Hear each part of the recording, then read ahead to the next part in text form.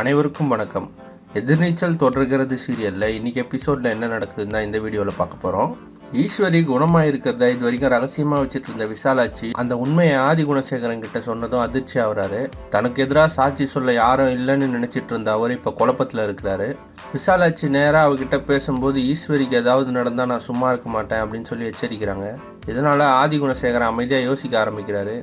இன்னொரு பக்கம் ஹாஸ்பிட்டலில் தர்ஷன், ஜனனி, தர்ஷினி எல்லாரும் ஒரே முடிவில் இருக்காங்க. ஈஸ்வரி குணமாயி வந்ததும் ஆதி குணசேகரனுக்கு தண்டனை வாங்கி கொடுக்கணும் அப்படின்னு சொல்லி உறுதியாக இருக்கிறாங்க. தான் அம்மாவுக்கு நடந்ததை நினச்சி தர்ஷன் ரொம்பவே மனவேதனைப்படுறாரு.